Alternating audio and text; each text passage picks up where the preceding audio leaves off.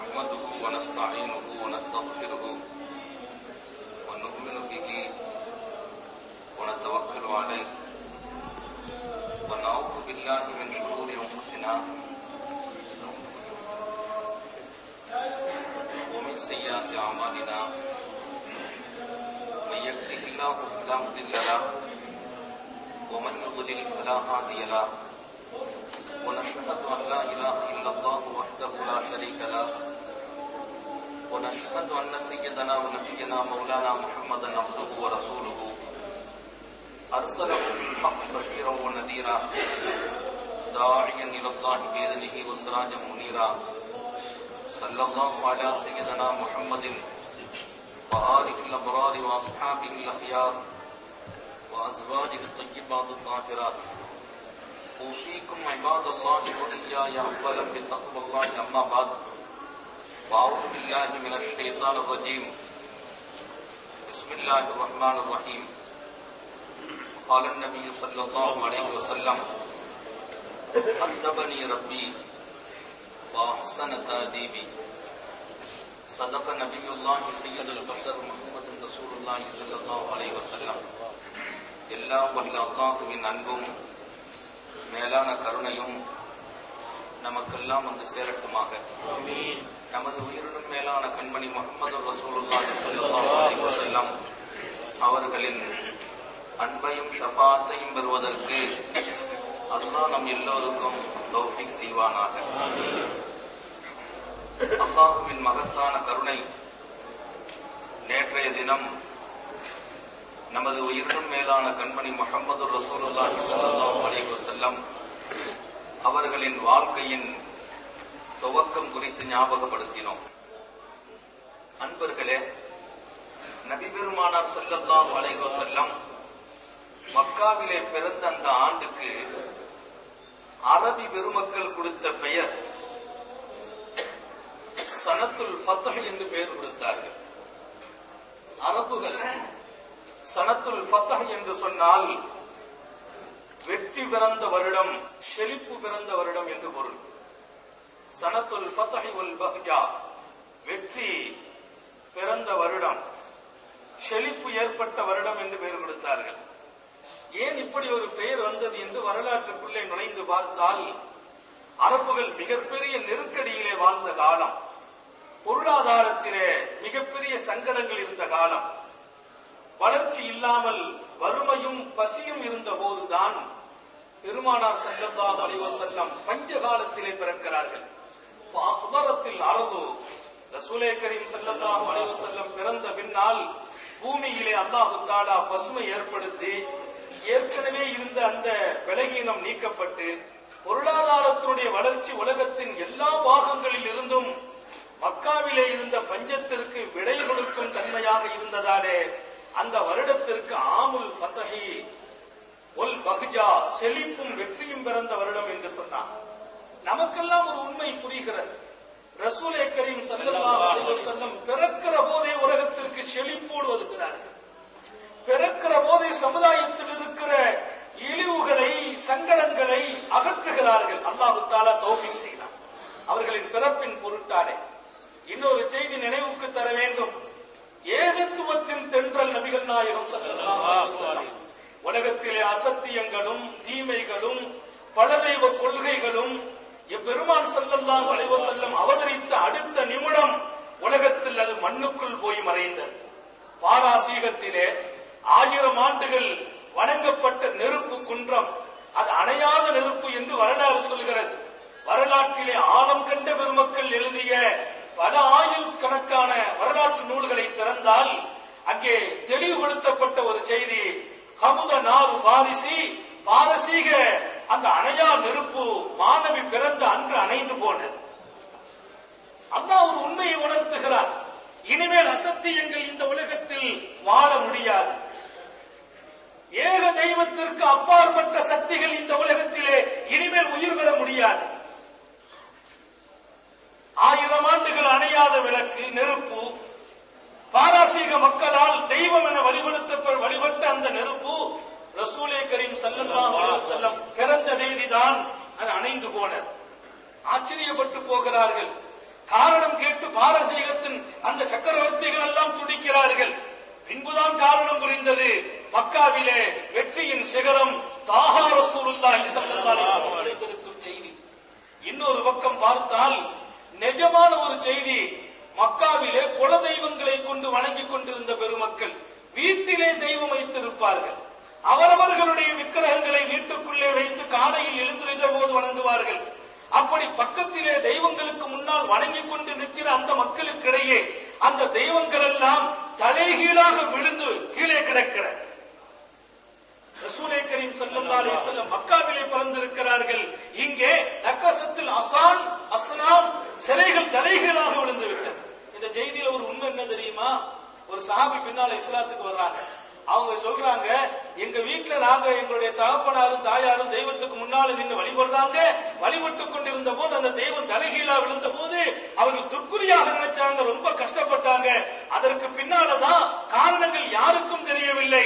கொஞ்சம் தெரியும், யூதர்கள் சொன்னாங்க ஏதோ முகமது பிறந்துட்டாங்கன்னு சொன்னாங்க, அவ்வளவுதான் தெரியும்.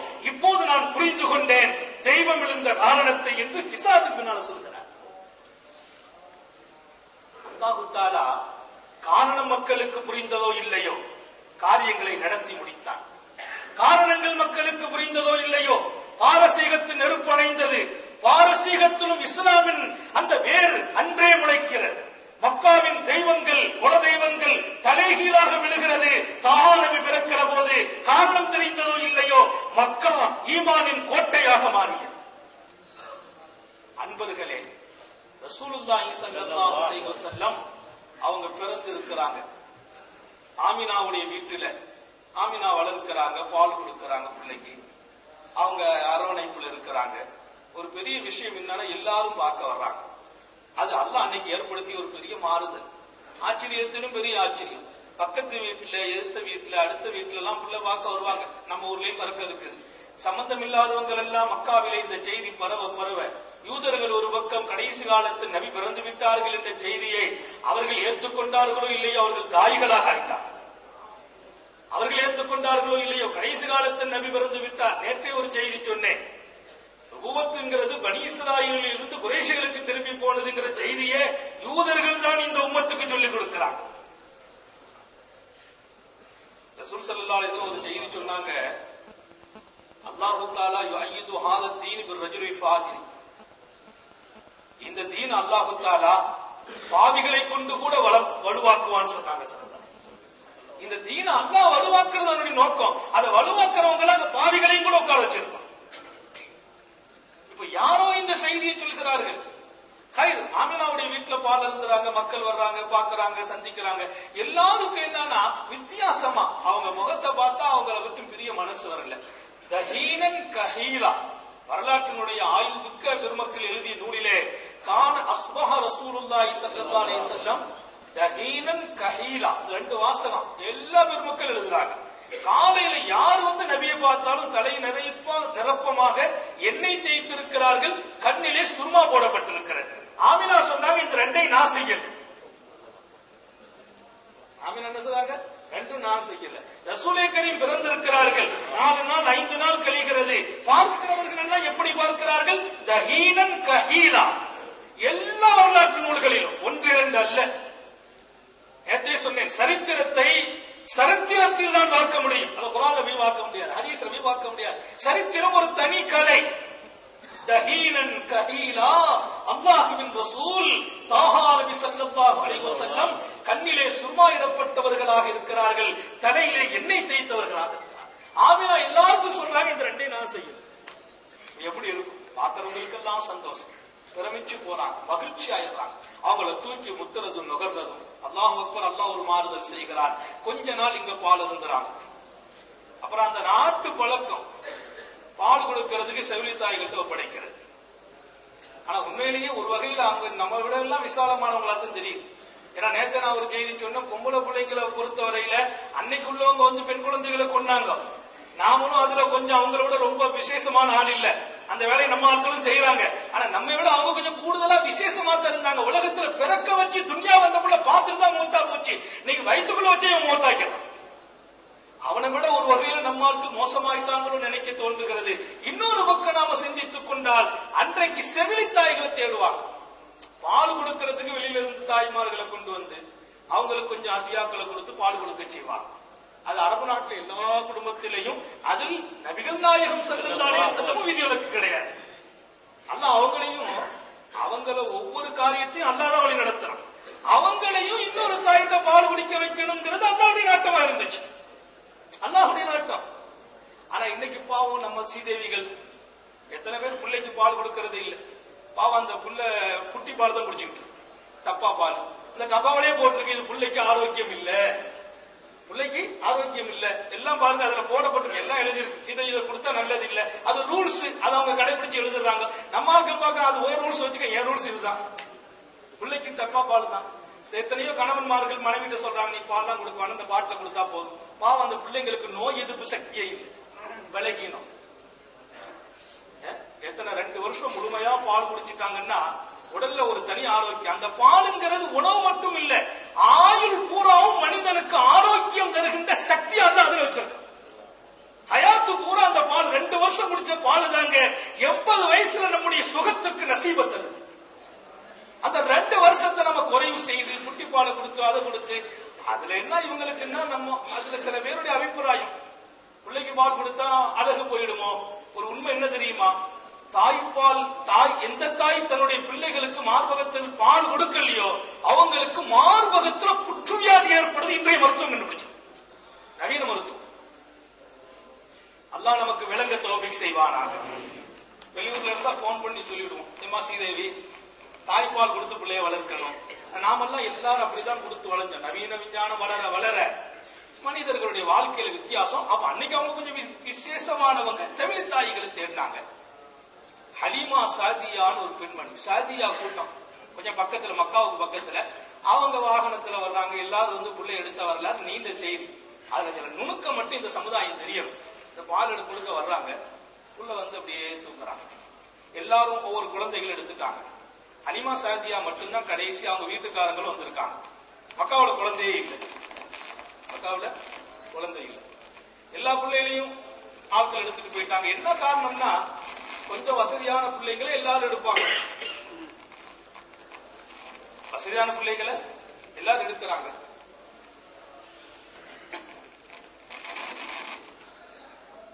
ஏன் எடுக்கிறாங்க, அவங்க நோக்கம் என்ன, அவங்களுக்கு ஏதாச்சும் வருமானத்துக்கு தான் செய்யறாங்க.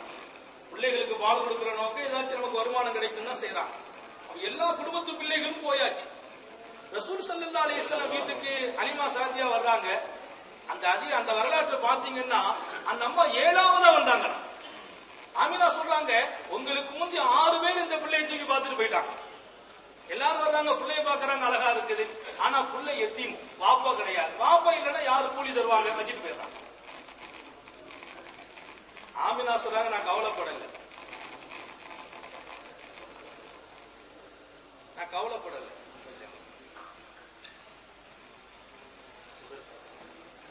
நான் கவலைப்படல, அதை பத்தி எனக்கு கவலை இல்லை.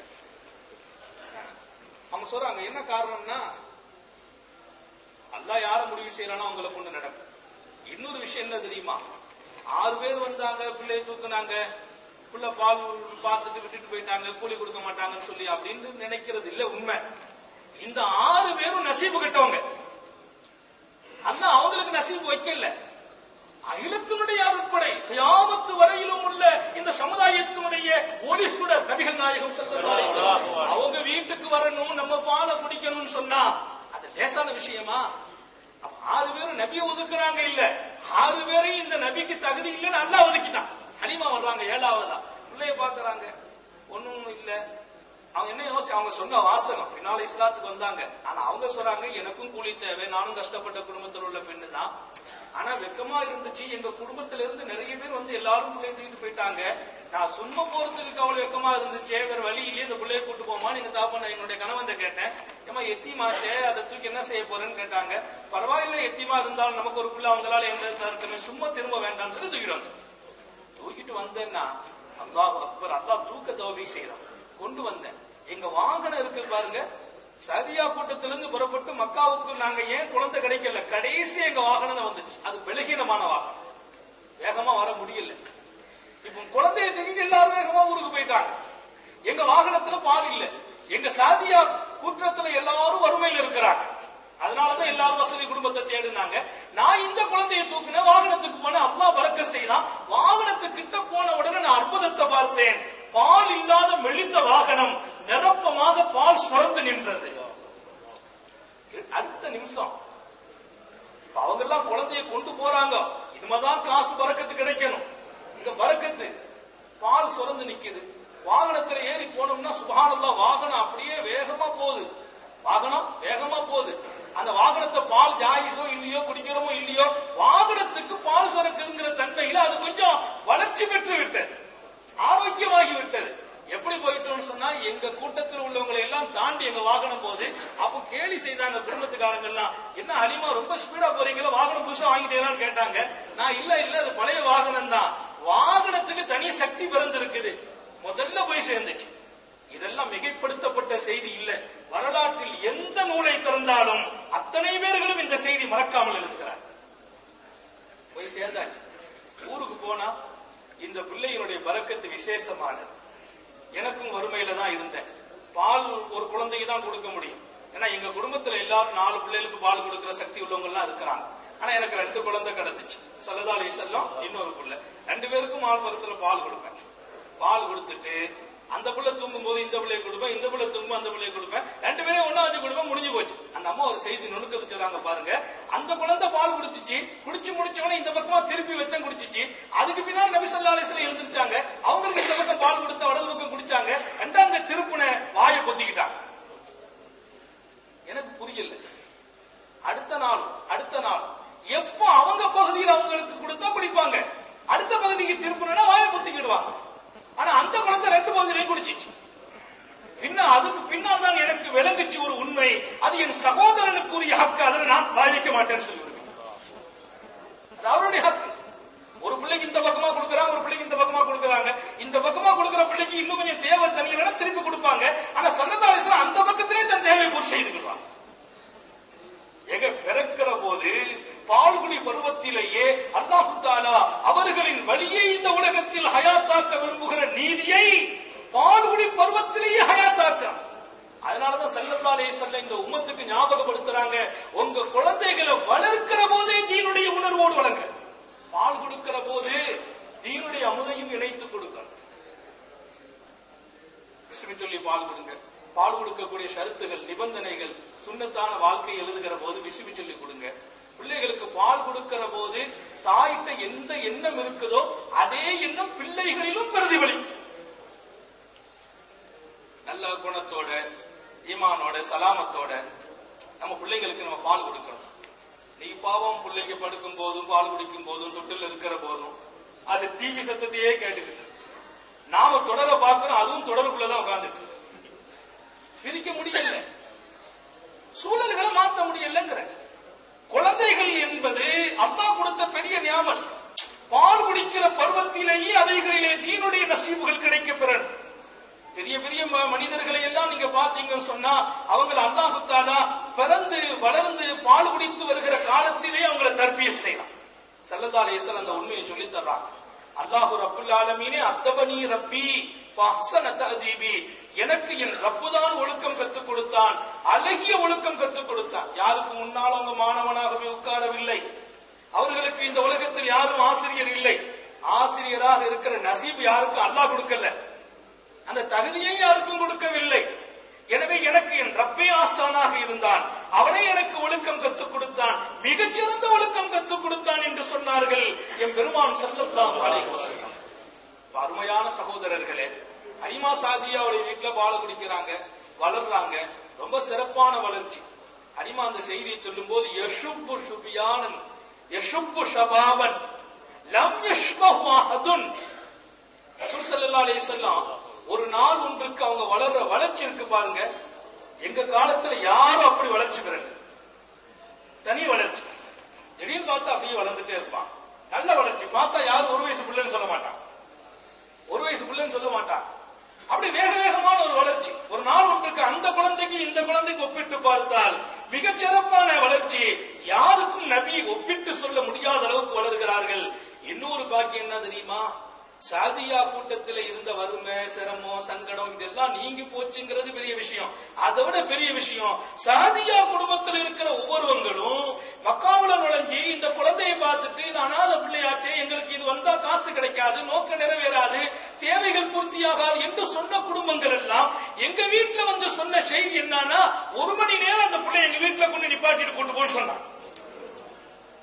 எனக்கு அல்லாஹ் ஒரு பெரிய வேலையை கொடுத்தான். சாதியா கூட்டத்துல காலையில 8 மணிக்கு ஒரு வீட்டுல கொண்டு பிள்ளையை விடுவேன், அப்புறம் கொஞ்ச நேரம் கழிச்சு இன்னொரு வீட்டுல விடுவேன், அப்புறம் கொஞ்ச நேரம் இன்னொரு வீட்டுக்கு கூட்டு போவேன். ஒவ்வொருத்தங்களும் நபியை அழைச்சி வீட்டுல வச்சு கொஞ்ச நேரம் பார்க்கிறதுலே பெருமை கண்டார்கள். அல்லாஹ் எனக்கு ஒரு பெரிய நியாமத்து செய்தான், என் வீட்டிலேயே இருக்க தௌஃபீக் செய்தான். எங்க போச்சு வாழ்க்கை, எங்க போச்சு அல்லாஹ்வின் நாட்டம்? எல்லாருக்கும் ஆசை வந்துச்சு, இந்த புள்ள 1 மணி நேரம் நம்ம வீட்டுல இருந்தா பரக்கத்து, அல்லாஹ் உணர செய்கிறான். யாரெல்லாம் வேண்டாம் என்று சொன்னார்களோ, இந்த பிள்ளையால் தேவை நிறைவேறாது என்று சொன்னார்களோ, அவர்கள் விளங்குகிறார்கள். இந்த பிள்ளை நம்ம வீட்டுல ஒரு 10 நிமிஷம் இருந்தா போதுமே விளங்குகிறார்கள். அவர்களை அல்லாஹ் அல்லவா தேர்ந்தெடுத்தான். நபிமார்களுக்கெல்லாம் முத்தாய்ப்பான முத்திரையான நபியாக அல்லவா அனுப்பி வைக்கிறான். ஒவ்வொரு பகுதியும் விசேஷமானது. ஹைருல் அல்ஹம்துலில்லாஹ். ஒரு நாள் அந்த சகோதரரும் இவங்களும் ஒன்னாத்தான் போவாங்க, ஒன்னாத்தான் வருவாங்க. ஹலிமா 2 பிள்ளை இல்லையா, ஸல்லல்லாஹு அலைஹி வஸல்லம் இன்னொரு பிள்ளை, 2 ஒன்னாத்தான் பால் குடிக்க ஒரே காலம், ஒன்னா போவாங்க வருவாங்க. திடீர்னு அவர் ஓடி வந்தார். நல்ல வளர்ச்சி நபி அவங்க. ஓடி வந்தார். ஓடி வந்து சொன்னாரு ஹலிமாட்ட, எனக்கு பயமா இருக்குது, நம்ம சகோதரர் அவர் 2 பேர் வந்தாங்க, வெள்ளை டிரெஸ் போட்டு வந்தாங்க, அந்த முகம்மதை பிடிச்சு கீழே மலத்திட்டாங்க, படுக்க போட்டாங்க, அப்படியே கத்தியால வயிற்ற கிழிச்சாங்க, நான் பதறி போய் ஓடி வந்துட்டேங்கிற.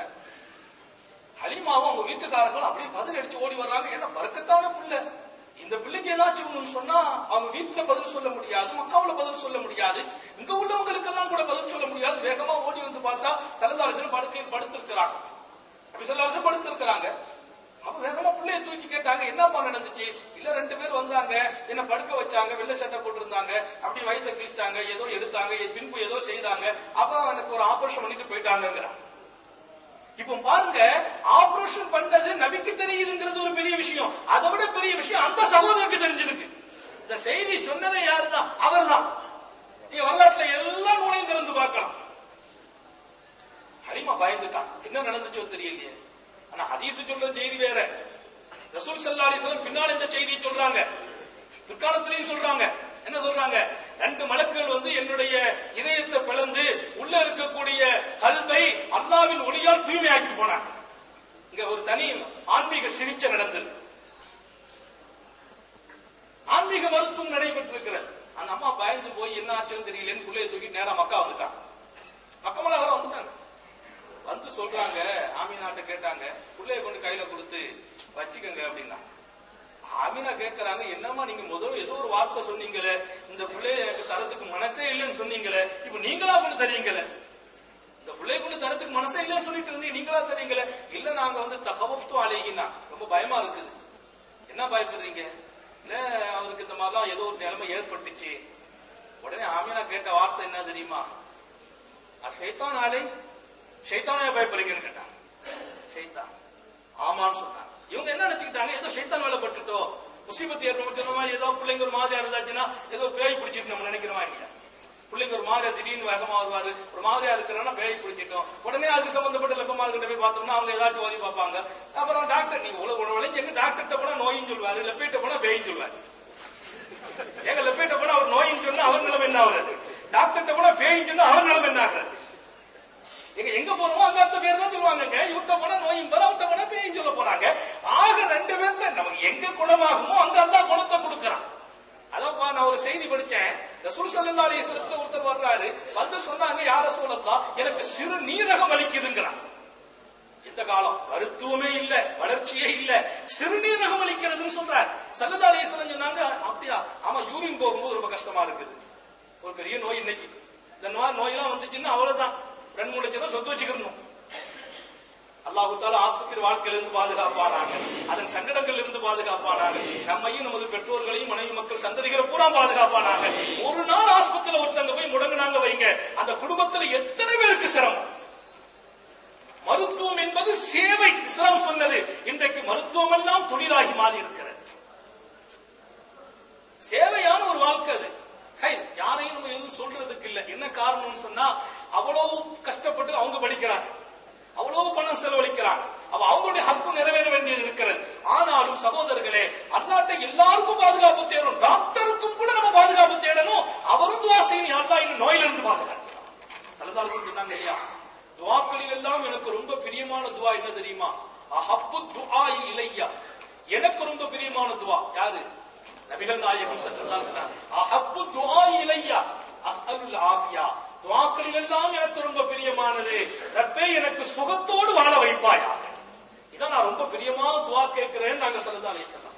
அல்லாஹ் நபிக்கு பிரியமான அந்த துஆவை நம் எல்லோரிலும் கபூல் செய்வார். ஆமீன். சுகம் குன்றுனா எல்லாம் போயிடும். வாழ்க்கையே சுகம் குன்றி போச்சு, வாழ்க்கையே எதிர்காலம் இல்லாத ஒரு நிலை உருவாயிடும். அப்போ சுகம்ங்கிறது பெரிய நியாமத். அப்ப நோய் வந்தா எப்படி நடந்துகிறது? நோயே வரக்கூடாதா? நோயை வேண்டாம் சொல்றதா? இன்ஷா அல்லாஹ் அது இன்னொரு நாள் பேசிக்கலாம். நாள் இருக்கிறதுனால ஒரு விசாலமான காலம் தரப்பட்டதால பேசிக்கிடலாம். அப்ப நாங்க சொல்ல வந்த செய்தி என்ன? அவங்க கேட்கறாங்க, ஆமினா என்ன ஷைத்தானையா பயப்படுறீங்க? பிள்ளைக்கு ஏதோ பேய் தொட்டுட்டு நினைக்கிறீங்களா? ஆமான்னு சொன்னாங்க ஹலீமா. அன்னைக்கு இஸ்லாம் இல்ல, ஈமான் இல்ல, ஷரியத் இல்ல, ஒரு பயம் இருக்கத்தான் செய்வோம். ஆமினா பதில் சொன்னாங்களா, கல்லா வல்லாஹி மாலி ஷைத்தானி அலைஹி ஸபீல். அழுத்தமான நம்பிக்கை பாருங்க. அல்லாஹ் அப்படிப்பட்ட யகீனுள்ள குடும்பத்துல தாங்க நபியை பிறக்க செய்யணும். கல்லா வல்லாஹி மாலி ஷைத்தானி அலைஹி ஸபீல். ஆண்டவன் மீது சத்தியமிட்டு சொல்கிறேன், அல்லாஹ்வின் மீது சத்தியமிட்டு சொல்கிறேன், ஷைத்தான் என்னுடைய மகன் கிட்ட கூட நெருங்க முடியாது. சுப்ஹானல்லாஹ், அழுத்தமான வார்த்தை. நம்ம வீட்டு தாய்மார்களுக்கும் அல்லாஹ் இப்படி நம்பிக்கை நசீபாக்குவானாக. நம்ம வீட்டுக்கு கூட நம்பிக்கை பிறக்கணும் இல்லையா? எல்லாத்துக்கும் இப்படி பிறக்கவா செய்யுது. சின்ன விஷயமா இருந்தாலும் பயம் வந்துருதா இல்லையா? சின்ன விஷயமா இருந்தாலும் வீட்டை விட்டு நம்ம வெளியில வரணும்னா கால லேசா கழு தட்டிட்டு வைங்களேன், கதவு தட்டிடும். உடனே நம்ம ஊர்ல எல்லாம் ஒரு வழக்கம் இருக்கு, உடனே உள்ள வந்துட்டு திரும்ப போந்துடும். கால கழு தட்டிட்டு அப்படி போயிடாத, உள்ள வா அப்படின்னு உள்ள கூப்பிட்டு அப்புறம் திரும்ப வர. திரும்ப வந்தார்ல வெறும் கோடாலோடு வெளியில போறோம், விறகு வெட்டுறோம், இன்னொருக்கு உள்ள போயிட்டு வெளியில வர. ஏன்னா இவன் முன்னால போனா ஏதாச்சும் முசீபத்து நடக்கும், காலில் கல் தட்டிட்டா ஏதாச்சும் முசீபத்து ஆயிடும். அப்படி நினைக்கிறாங்க சகோதரர்கள். ஏன்னா நம்ம வீட்டுல நம்ம தாயார் என்ன செய்வாங்க, உள்ள வெளியில வந்து அவங்க வாசல்ல நின்று வழி அனுப்பி வைப்பாங்க. அவங்க கோடாயகாரம் பண்ண அவங்களும் என்ன விடுறது இல்லை. ஏமா சீதேவி அப்படிலாம் இல்லம்மா, நீ ஆலிம்சாவா இருக்கலாம், தாய் சொல்லதான் கேட்கணும், சந்தோஷம். எப்ப சொல்லணும் அவங்கள்ட்ட, எப்படி சொல்லணும்? அல்லாஹ் எல்லாம் சொல்லியிருக்கான். தாய் எப்படி திருத்தணும், தாய்க்கெல்லாம் கோவப்பட்டுற கூடாது, மனசை புண்படுத்திடக்கூடாது, அவங்களுக்கு நம்ம ஆசான் ஆயிடக்கூடாது. அணுகுமுறையோடு பக்குவத்தோடு ஒரு காலம். அப்ப நம்ம பின்னால மாறி சொல்ல வர அதுக்கு பின்னால என்ன ஆயிட்டு, கோடாரிகாரனையும் பாக்குறது இல்ல, யாரையும் பாக்குறது இல்ல, அவங்க நம்மளை அனுப்ப ஆரம்பிச்சிடுறாங்க. அதோட நம்ம வெளியில வரும்போது அவங்க தான் சொல்லுவாங்க, இந்தா பிஸ்மில்லா தர்க்கத்தெல்லாம் சொல்லிட்டு போ அப்படின்னு. அப்ப நாம பிஸ்மில்லா இன்னைக்கு நம்ம ஆலிமானோம், ஓதுனோம், படிச்சோம், அதெல்லாம் பின்னால. ஆனா பிஸ்மில்லாஹி தவக்கல்து அலல்லாஹ் வீட்டை விட்டு வெளியில கால் எடுத்து வச்சா சொல்லணுங்கிறத என் தாய் சொன்ன பாடதான் இன்னைக்கு ஞாபகம் இருக்கு. அது 2-3 வயசுல மதரசாவில போய் அலிஃபுபே ஓதுற போது சொல்லி கொடுத்த பாடம் இன்னைக்கு மறக்கல. வீட்டுக்குள்ள நுழைவோம், அம்மா சொல்லுவாங்க அஸ்ஸலாமு அலைக்கும் என்று சொல்லி நுழைவாயாக. அன்னைக்கு சொன்ன அஸ்ஸலாமு அலைக்கும், இன்னைக்கு நாம துபாயில நம்ம ரூம்ல நுழைஞ்சாலும் அஸ்ஸலாமு அலைக்கும் தான் நுழைறோம். படித்து வருகின்ற பாடம் ஒன்று, தாயின் மடிதான் முதல் பள்ளிக்கூடம் நண்பர்கள். அமினா சொல்றாங்க பாருங்க, அழுத்தமான வார்த்தை. ஓ கல்லா வல்லாஹி மாலி ஷைத்தானி அலைஹி ஸபீல். அல்லாஹ்வின் மீது சத்தியமிட்டு சொல்கிறேன், ஷைத்தான் என் மகனை நெருங்கவே முடியாது. சொல்லிட்டு ஒரு வார்த்தையை சேர்த்து சொன்னாங்க, வல்லாஹி இன்ன லிபுனி லஷஅனா. அல்லாஹ் மீது சத்தியமா இன்னொரு செய்தி சொல்றேன், என் மகனுக்கு சிறந்த எதிர்காலம் இருக்கிறதுன்னு சொன்னாங்க. ரொம்ப அந்தஸ்து இருக்குது. அல்லாஹ் எப்ப சொல்ல வைக்கிறான்? 2 வயசுல சொல்ல வைக்கான். இன்ன லிபுனி லஷஅனா, என் மகனுக்கு ஒரு பெரிய எதிர்காலம் இருக்கிறது, அந்தஸ்து இருக்குதுன்னு சொல்லுவாங்க. கைது ஒப்படைச்சிட்டு போயிட்டாங்க. ஹலீமா சாதியா ஆமினாவுடைய அரவணைப்புல வளர்றாங்க மக்கமா நகரத்துல. சுப்ஹானல்லாஹ், மக்காவுல நபி 2 வயசு, அப்படி ஒரு பெரிய பரிணாமம். ரொம்ப சிறப்பா இருப்பாங்க, அழகா இருப்பாங்க.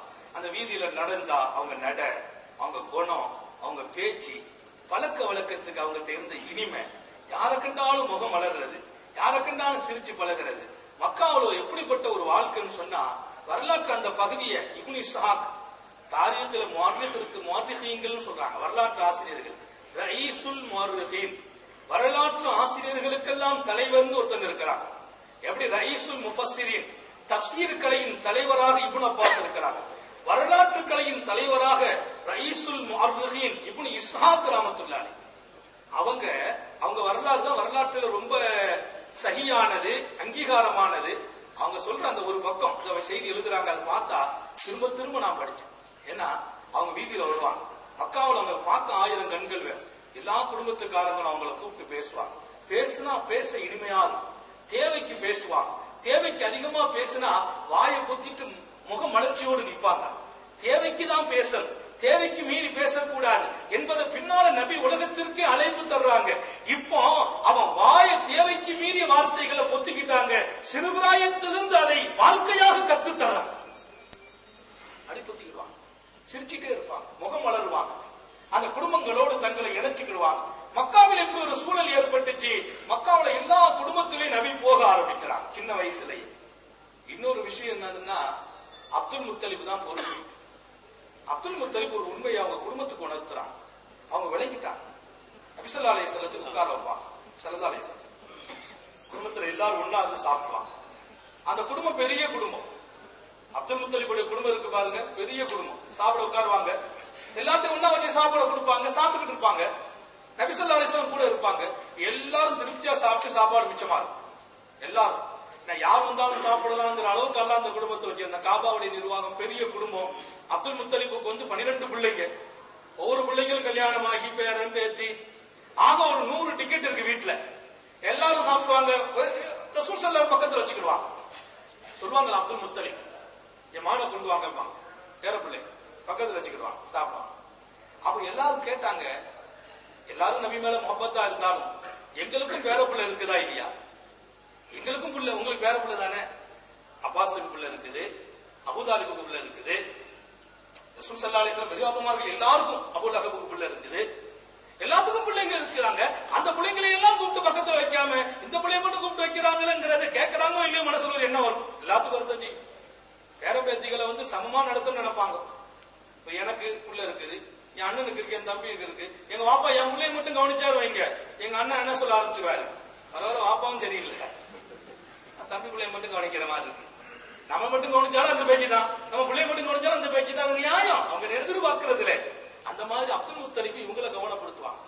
இதுல ஒரு எண்ணம் இருந்துச்சு லேசா, எல்லாத்துக்கும் தெரிஞ்சாலும் ஒரு சின்ன எண்ணம். அப்துல் முத்தலிப் அதை புரிய வைக்கிறாங்க. ஒரு நாள் நபியை கூப்பிடல, நபி வெளியில போயிருக்கிறாங்க. பக்கத்து வீட்டுல அப்படி மக்கா சாதியா குடும்பத்தை மாதிரி பக்கத்து வீட்டுல கூட்டு போயிட்டாங்க.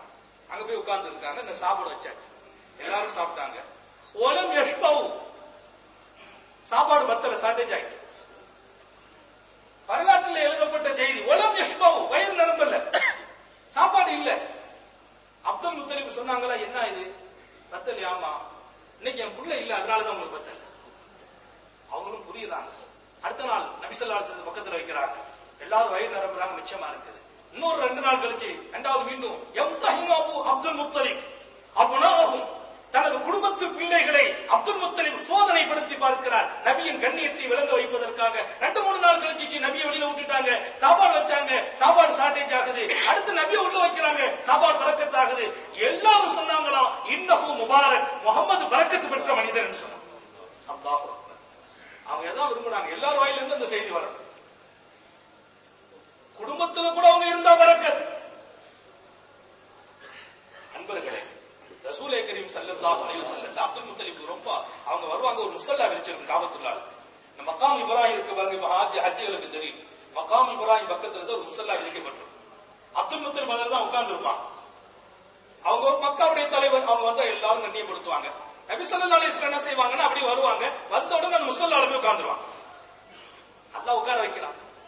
உட்கார்ந்த உடனே பக்கத்துல இருக்கவங்க எல்லாம் எழுந்திருங்க, அந்த சின்ன பிள்ளை போய் உட்கார்ந்தா, வேஷ்மாமடத்துல போய் சின்ன பிள்ளை உட்கார்ந்து என்ன செய்வோம், வெளியே தள்ளிட்டு அந்த பாண்டி இந்த பக்கம் இல்லை. அவங்க எல்லாரும் நாட்டுவாங்க. அப்துல் முத்தலிப் சொல்லுவாங்க, தாரு இப்னி இன்னலஹு லஷஅனா. ஆமினா சொன்ன அதே வார்த்தை இங்க அப்துல் முத்தலிப் வாயில் பிறக்கிறது. என் மகனை விட்டு விடுங்கள், அவருக்கு எதிர்காலம் பிரகாசமாக இருக்கு, பெரிய அந்தஸ்து இருக்கிறது. பக்கத்துல உட்கார வைக்கிறாங்க, கண்ணியப்படுத்தினாங்க. ஸல்லல்லாஹு அலைஹி வஸல்லம் சொன்னாங்க, சிறுவர்களை வந்து எப்படி நடத்தணும், குழந்தைகளை நம்ம எப்படி வளர்க்கிறோமோ அப்படி வளர்த்தாங்க. அவங்க உள்ளத்தை காயமாக்கிடக்கூடாது. முதல் விஷயம் விளங்க, நம்ம பிள்ளைங்களுடைய உள்ள காயமாக்கப்படக்கூடாது. பிள்ளைங்களை எப்போதுமே நம்மின் பக்கம் அன்புடையவர்களாக அவர்களை வளர்க்க முயற்சிக்க. எதுக்கெடுத்தாலும் பிள்ளைகளை அடிக்கிறது முதல்ல நிறுத்தம். 2 வயசுல அடிபடுற வயசா, 3 வயசு அடிக்கப்படுகிற வயசா? இன்னைக்கு பாருங்க, டென்ஷனான காலம். தாய் தகப்பங்க பல வேலைகள் இருக்கிறாங்க. சின்ன வயசுக்குள்ள ஏதாவது சேட்டை முடிஞ்சு 2 வயசு வேண்டாங்க, 1.5 வயசுக்குள்ள ஒரு பாலை கவுத்துட்டு வைங்கள, சுபஹானல்லாஹ், அந்த பிள்ளைக்கு உள்ள அடி இருக்கு பாருங்க. அதுக்கு பின்னால் 2வது தடவை கொடுக்கிறது, கொஞ்ச நாள் அமிட்டாஞ்சனை போட்டு தேய்ச்சி விட்டு இருக்கு. எங்க ஒரு 100 பாடு போச்சு, என்ன செய்ய அந்த பிள்ளை பாவம்? அதுக்கு பாலும் தெரியுமா, தண்ணியும் தெரியுமா? அப்ப நாம இன்னைக்கு எந்த நிலைமைக்கு போயிட்டோம் சொன்னா, பிள்ளைகளுடைய தன்மையை கூட புரிகிற நசீப் இல்லாம போயிட்டோம். குழந்தைகள் விஷயத்திலே ரசூலுல்லாஹி ஸல்லல்லாஹு அலைஹி வஸல்லம் நமக்கு சொன்னாங்க, நீங்கள் சிறுவர்கள் மீது அன்பு காட்டுங்கள். பிள்ளைகள் அன்பு காட்டி வளர்க்க, இது நம்ம எல்லாருக்கும் சொந்தமானது. நபி ஸல்லல்லாஹு அலைஹி வஸல்லம் மக்காவுல அல்லாஹ் விசேஷமாக்குனானா, அவர்களின் சிறுபிராயம் அத்தனை பேர்களாலும் கருணை காட்டப்பட்டுச்சு. எல்லாரும் அவங்களை கண்ணியப்படுத்தினாங்க, எல்லாரும் அவங்களை கூப்பிட்டு முத்தமிடுவாங்க, அவங்களை சிறப்புப்படுத்தினாங்க. நபி இந்த உம்மத்துக்கு இந்த பாடத்தை நசீபாக்கி தர்றாங்க. இன்னும் சொன்னாங்க, குழந்தைகள் எப்படிப்பட்டவங்க? முபுகிலத்துன் முஜ்பினத்துன் முஹ்சினத்துன். பிள்ளைகள் யாரு தெரியுமா? கஞ்சனாக நம்மை ஆக்கிடுவாங்க. நம்ம எப்படி ஆக்கிடுவாங்க? கஞ்சன் ஆக்கிடுவாங்க. யாரு கேட்டாலும் 100 ரூபாய் எடுத்து கொடுப்போம். 100 ரூபாய் நம்ம நாட்டு ரூபாய் 100 திரகம் 50 எடுத்து கொடுப்போம், 25 எடுத்து கொடுப்போம், அப்படியெல்லாம் கொடுத்தோம். புள்ள பிறந்த உடனே சுருக்கிற 5 கொடுக்கிறேன், 2 ஆகும். என்ன அதுக்கு பின்னால் அது பொம்பளை பிள்ளையா பிறந்துச்சு வைங்களேன், சுத்தமா காலி ஆயிட்டு நின்று போச்சு, கொடுக்கறதே இல்ல. பக்கத்துல ஒரு நண்பர் சொல்றாப்பா, நீ இப்படி கொடுத்துக்கிட்டே இருந்தா என்னைக்கு சேர்க்கறது? ஒரு சேமி போச்சுக்கப்பா, புள்ள வளர்ந்துட்டு இருக்கு, பட்ட புள்ள 2-3 லட்சம் கொடுக்கணும். என்ன செய்வார் பாவம்? முபுகிலா ரசூல் சொல்றாங்க, உன்னுடைய குழந்தை உன்னை கஞ்சனாக ஆக்கி, முஜ்பினா கோலையாக்கி. ஒரு பெரிய வீரர், இவர் பெரிய வீரர், இவர்கிட்ட யாரும் வர முடியாது. இவர் ஊர்ல போனா பெரிய கண்ணியமான ஆளு தான். ஆனா புள்ள தாடி பிடிச்சிடும், என்ன செய்ய முடியும்? ஐதுக்கு மேல ஏறி என்ன செய்ய முடியும்?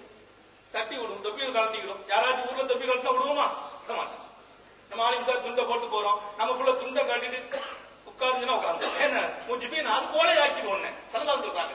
குழந்தைகள் முஹிலத்துன் முஜ்பினத்துன் முஹ்சினத்துன், கவலையை உண்டாக்கும். பிள்ளைக்கு ஒண்ணு நம்ம கவலை தாங்க முடியாது. நமக்கு இருக்கிறோம், நம்ம வீட்டுல இருந்து ஒரு டெலிபோன் வந்துச்சு, கைபேசி அலறுது, கைபேசி எடுத்து பேசுறோம், உங்க பிள்ளைக்கு உடம்பு சரியில்லை, நம்ம டியூட்டியே அவுட் ஆயிடும். இன்னைக்கு ஆபீஸ்ல ஏதாச்சும் பேசினா அவன் அவுட் ஆயிடும்.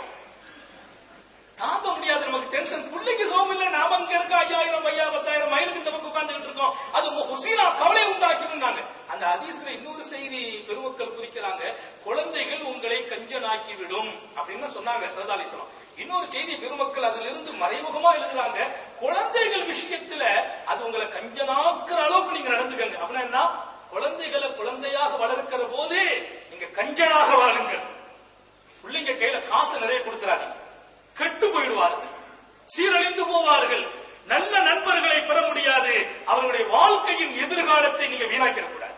இன்னைக்கு சின்ன பிள்ளைங்க கையில காசு அள்ளி கொடுத்துற, நம்ம வெளிநாட்டுல இருக்கிறோம், போனா பிள்ளைங்க காசு கேட்டாச்சுன்னா 1000 ரூபாய் கொடுக்குறாரு, நமக்கு என்ன அது 100 திரகம்ஸ் தானே, 90 திரகம்ஸ் தானே போயிட்டு போகுது. 1000 ரூபாய் அவன் கொடுத்தா அவன் என்னதுக்கு ஆகும்? குழந்தைகள் விஷயத்திலே நீங்கள் கஞ்சனாக வாழுங்கள், கோலையாக வாழுங்கள். பிள்ளைங்க அடிச்சுட்டு அவங்கள நீ கோலை ஆகிடணும், பதில் அடிக்க கூடாது.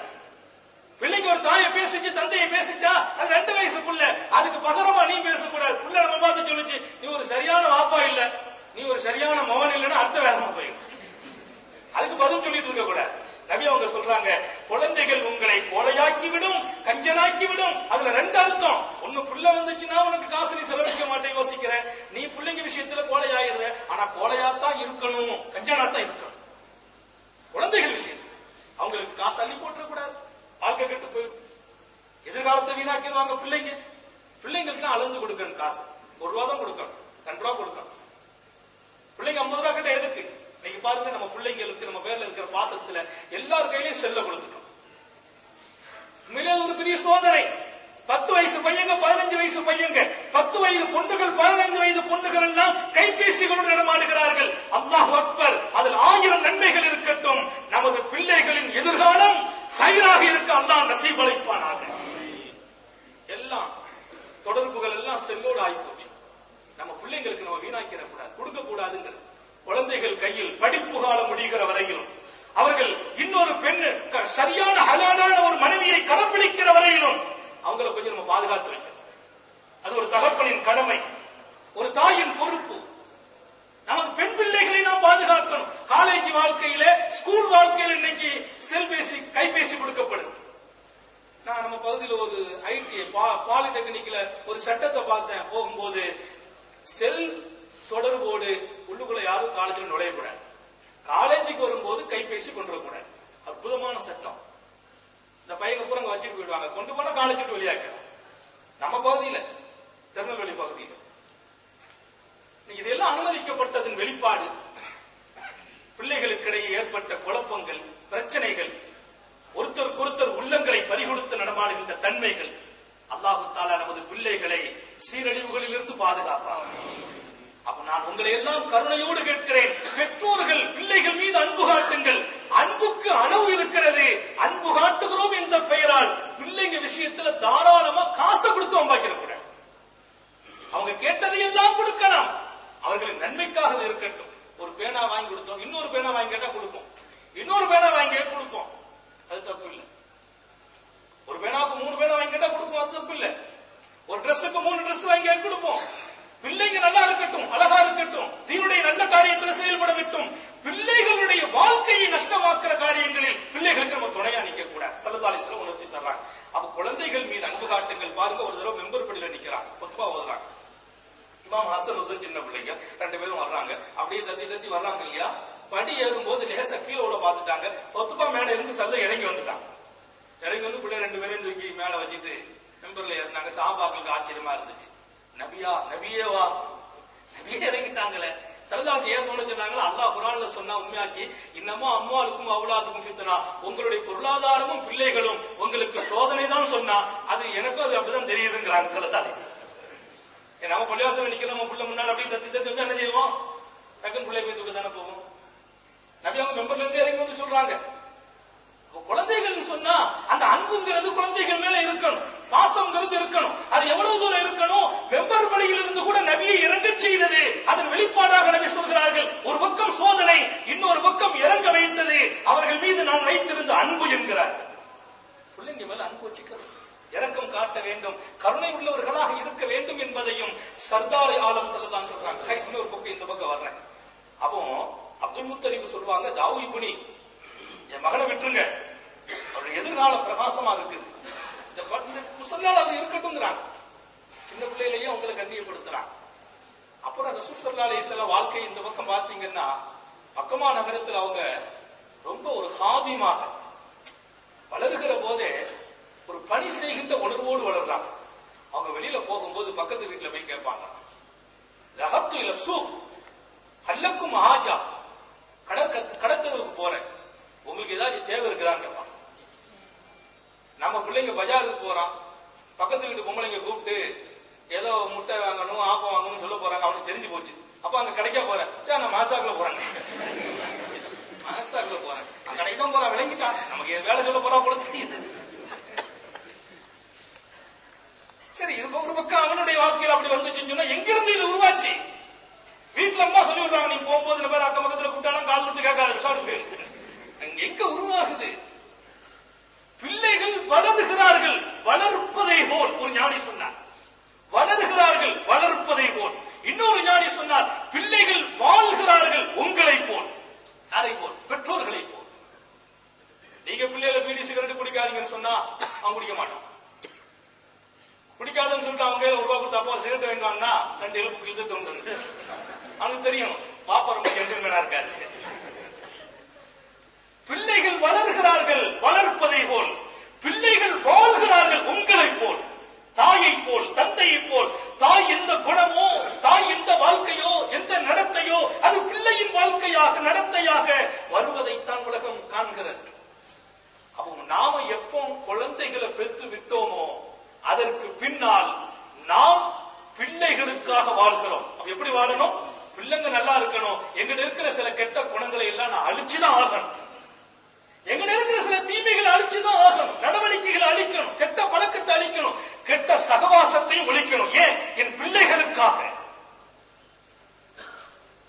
ஸல்லல்லாஹு அலைஹி வஸல்லம் வர்றாங்க, இன்னி தஹப்து சூக், அல்லக்கும் ஹாஜா, கடைக்கு போறேன், யாருக்காச்சும் தேவை இருக்கா, ஏதாச்சும் வாங்கணுமான்னு கேட்பான் ஸல்லல்லாஹு அலைஹி வஸல்லம். யாருமே தேவையை நபி போய் சொல்ல போறது இல்ல. ஆனா ஒரு சந்தோஷம் என்னன்னா, நபி அவங்க வந்து கேட்கிறாங்களே, தேவையே இல்லாட்டல் ஏதாச்சும் கொடுத்து விடுவாங்களா, அவங்க வாங்கி கொண்டு தரட்டுமே. அப்ப போயிட்டு வர்றாங்க, அல்ஹம்துலில்லாஹ் சீதை பரக்கத்து. தேவையே இருக்காது, அனுப்பி வைப்பாங்க. நபிகள் நாயகம் ஸல்லல்லாஹு அலைஹி வஸல்லம் ரொம்ப ஒழுக்கசீலராக சிறு பிள்ளையில மிகச்சிறந்த ஒழுக்கம். காபத்துல்லாவுடைய கட்டுமான பணி நடக்கிறது, காபாவின் கட்டுமான பணி. ஹாத்தமுன் நபியின் ஸல்லல்லாஹு அலைஹி வஸல்லம் எல்லா சின்ன பிள்ளைகளும் செங்கலை தூக்கி சுமக்கிறாங்க காபா கட்டுறதுக்காக. ஸல்லல்லாஹு அலைஹி வஸல்லம் வேகமா ஓடி வந்து செங்கலை தூக்குறாங்க. அப்துல் முத்தலிப் தான் பொறுப்புல நிக்கிறாங்க. நபி அவங்க செங்கலை போய் தூக்குறாங்க. காபாவுடைய கட்டுமான பணி. ரசூலுல்லாஹி கரீம் ஸல்லல்லாஹு அலைஹி வஸல்லம் செங்கலை தூக்கிட்டு வர்றாங்க. பிள்ளைங்க எல்லாம் என்ன செய்யறாங்கன்னா, அந்த ஆடையை தூக்கி தோளுக்கு மேல போட்டுக்கிட்டாங்க. இல்ல 4 வயசு 2 வயசு 3 வயசு பிள்ளைங்க பாத்தீங்களா, ஆடையை தூக்கி தோல் மேல போட்டு அந்த தோல்ல செங்கல் வச்சு கொண்டு வராங்க. ஏன்னா தோல்ல காயப்பட்ட கூடாதுன்னு சொல்லி இந்த துணியை உயர்த்தி நிர்வாணமாய் கீழே அவுரத்து மறைக்க வேண்டிய பகுதி வெளியே தெரியுது, அது அப்படியே உயர்த்தி மேல போட்டு மேல செங்கல் வச்சு கொண்டு வராங்க. ஸல்லல்லாஹு அலைஹி வஸல்லம் அதை போல இல்ல, அந்த தோலுக்கு மேலேயே செங்கல் வச்சு கொண்டு வராங்க. ஒரு இடம் உடுத்திருப்பாங்க சின்ன பிள்ளைங்க, அதுக்கு மேல செங்கல் வச்சு கொண்டு வந்தாங்க. அப்பாஸ் ரலியல்லாஹு அன்ஹு பார்த்துட்டாங்க. அவங்க பெரிய அப்பாஸ் பார்த்துட்டு ஓடி வந்தாங்க. மகனே மகனே நில்லுப்பா அப்படின்னு சொன்னாங்க. நில்லுங்கிறாங்க. அவங்க நின்னுட்டாங்க. என்ன விஷயம்? இப்படி கொண்டு போக கூடாதுப்பா, காயமாயிடும், தோல்ல வடு விழுந்துரும், அப்படி கொண்டு போக கூடாது, நில்லு அப்படின்னு சொல்லி அவங்க ஆடையை தூக்கி ஸல்லல்லாஹு ஆடையை தூக்கி மேல வச்சு இதுக்கு மேல செங்கல் வைன்னு சொல்லி ஆடையை தூக்குனாங்கல்ல, வஹர்ர மக்ஷியா, மயக்கம் விட்டு கீழே விட்டுட்டாங்க ஸல்லல்லாஹு. முதல் தடவை ஒரு வரலாற்று ஆசிரியர் குறிப்பிடுகிற போது சொல்கிறார், இது மத்ஹரு நுபுவா, நுபுவத்தின் அடையாளம் அன்றே புறப்பட்டது. அவர் எழுதுகிறார் மத்ஹரு நுபுவா. ஹர்ர மக்ஷியா, மயக்க போட்டு கீழே விழுந்துட்டாங்க. எப்படி விழுந்தாங்க? அலா வஜீஹி, முகம் குப்புற விழுறாங்க. இப்படி தூக்குறாங்க அப்பாஸ், இப்படி விழுறாங்க. அது தெரிஞ்சும் தெரியாமல் விழுந்துட்டாங்க, கீழே விழுந்துட்டாங்க. கொஞ்ச நேரம் கழிச்சு மயக்கம் தெரிஞ்சிச்சு. அப்பாஸ் கவலையா போச்சு. என்ன விழுந்துக்கப்பா? ஒண்ணும் இல்ல. அந்த நேரத்தில் அவங்க சொன்னாங்களா, நான் கீழே விழுந்துட்ட, மயக்கம் ஆயிட்டேன், காதுல ஒரு சத்தம் கேட்டுச்சு, உஸ்துர அவுரத்தக்கா, அவுரத்தை மறைச்சிருப்பா, இன்னும் நீ தூக்க சம்மதிக்காத ஒரு சத்தம் என் காதுல விழுந்துச்சு. அந்த வரலாற்று எழுதுறாங்க, நூதியபி மலக்கின், ஒரு மலக்கால் அன்றே அறிவிப்பு தரப்பட்டது. நான் மயக்கத்தில் இருக்கும்போது ஒரு செய்தி, உஸ்துர அவுரத்தை, நிர்வாணத்தை மறைச்சிக்கப்பா, இன்னும் தூக்கிறாரு. இப்ப நான் மேல வச்சு கொண்டு போறேன், வடு விழுந்தாலும் பரவாயில்ல, என் மான தெரியுமா, நீங்க தயவு செய்து தூக்காதீங்கன்னு சொல்றாங்க அப்பாஸ். அப்பாஸ் அதோடு விட்டுட்டான். சின்ன பிள்ளைங்க அன்னைக்கு நடைமுறையில் தூக்கி இருக்கிறாங்க. அல்லாஹு தஆலா அவர்களின் வாழ்க்கையை பிரகாசமாக்க நினைக்கிறான். அவர்களை உலகத்திற்கு ஒரு முன்மாதிரியாக ஆக்க ஆசைப்படுகிறான்.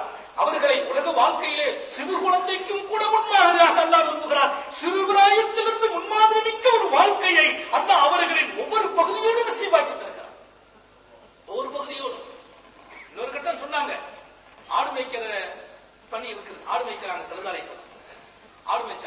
ஆடு மேய்ச்சாங்கன்னு சொன்னா நபி ஸல்லல்லாஹு அலைஹி செய்தி சொன்னாங்க. மாமின் நபி, நபிமார்கள் எல்லாரும் ஒரு 3 வேளை செய்திருக்கிறாங்க. அதுல எந்த நபியும் இதுவரை கிடையாதுன்னா 3 வேளைங்க. எல்லா நபியும் அல்லாஹ் இந்த உலகத்திலே யாரையெல்லாம் நபியாக அனுப்பி தந்தானோ அத்தனை எல்லாரும் செய்தாங்க. மாமின் நபியின் இல்லா வக்கது நக்கஹா, நபிமார்கள் எல்லாரும் நிக்கா செய்திருக்காங்க. ஈசா நபி அலைஹிஸ்ஸலாத்து வஸ்ஸலாம் கூட கடைசி காலத்தில் வருவாங்க, நிக்கா செய்வாங்கன்னு எழுதப்படுது. நபிமார்கள் எல்லாரும் நிக்கா செய்தாங்க. அடுத்து சொல்றாங்க, மாமின் நபியின் இல்லா கது நக்கா, எல்லா நபிமார்களும் நிக்கா செய்திருக்கிறாங்க. மாமின் நபியின் இல்லா கதுரால் கனம், எல்லா நபிமார்களும் ஆடு மேய்ச்சாங்க. சுப்ஹான், அது எந்த நபி விதிவிலக்கு இல்ல. நபிமார்கள் இந்த நபி என்ன, ஏன் அல்லாஹ் ராயுல் கனம் செய்தான், ஏன் அல்லாஹ் தஆலா ஆடு மேய்க்க செய்தான் நபிமார்களை அப்படின்னு ஒரு காரணம் கேட்டு ஒரு பெருமக்கள் ஒரு செய்தி எழுதுறாங்க. ஆடு ரொம்ப சாந்தமான சுபாவம் உள்ள பிராணி. ஆடை பாத்தீங்கன்னா ஒன்னா சாந்தமான சுபாவம். அந்த ஆடு வைக்கிற போது அல்லாஹ் தஆலா அந்த குணத்தை பக்குவப்படுத்துறான், பண்படுத்துறான். குணம் பக்குவமாக பண்படு. அது ஒன்றா மேய போது அப்படியே பார்த்து மொத்தமா போகும், மொத்தமா வரும். அதனுடைய அதை பக்கம் கூட பழகி அதை மேய்க்கிற போது அது தெரிந்து சில குணங்களை நம்ம எதோட இருக்கிறோமோ அது நம்ம உள்ளத்துல படி இருக்கு. அசரும் அசீருங்கிறான். உள்ளத்துக்கு ஒவ்வொன்றிலும் ஒரு ஆழமான தன்மை இருக்குது. எங்க போதும் அங்க யார பாக்குறோமோ அப்படி, அது உள்ளத்தினுடைய தன்மை. அதனாலதான் பழகிறவங்க ரொம்ப எச்சரிக்கையாக பழகுங்கிறான். யார்கிட்ட பழகுறீங்க, எச்சரிக்கையா பழகுங்க. நட்புங்கிறது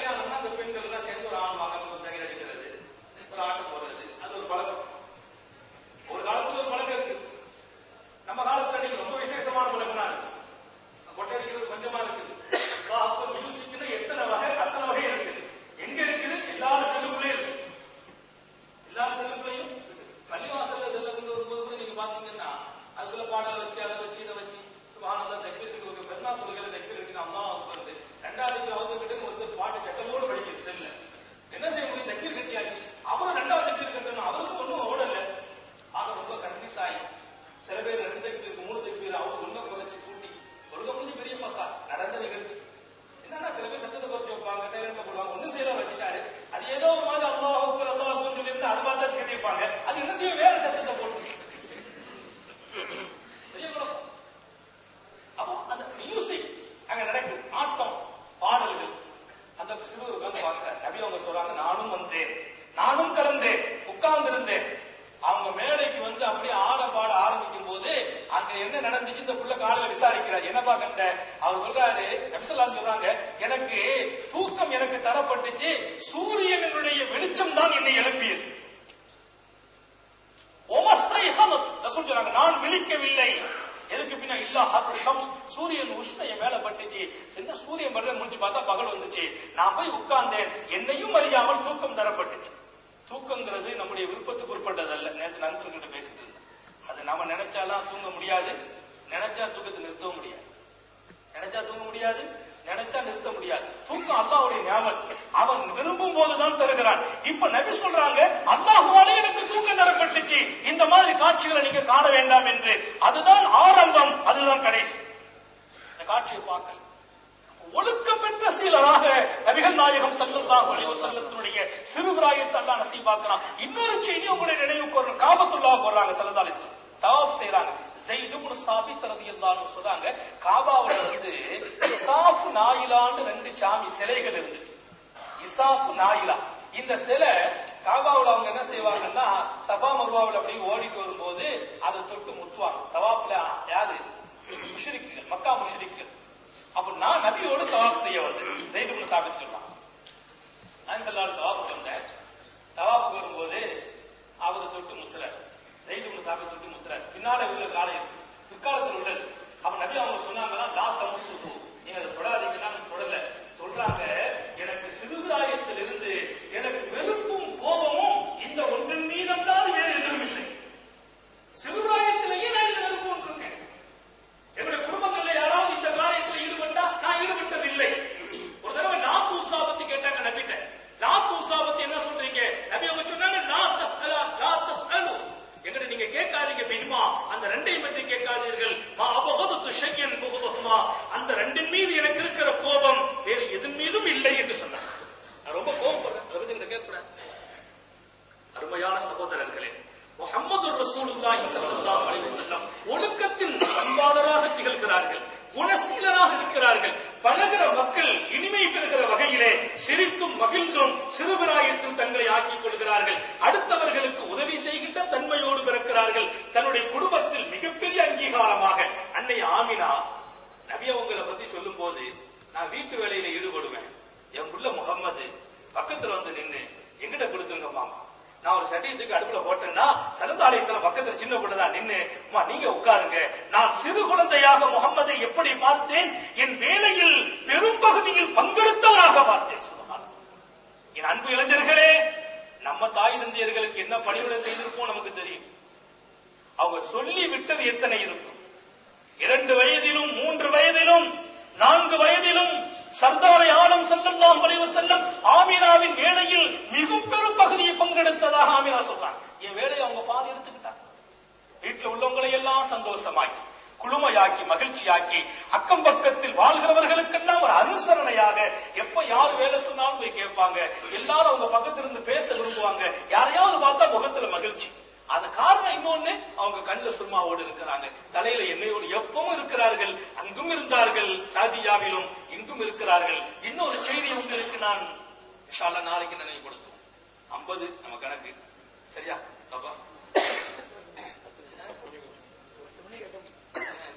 நாளைக்கு தொடர்ந்து இருக்கு. மக்கள் வேலையில இருக்கிறீங்க, அதனால இப்போ துபாயில இருக்கிறது எல்லாம் இது ஒரு இயந்திர வாழ்க்கை, அப்படியே பறக்கிறோம்.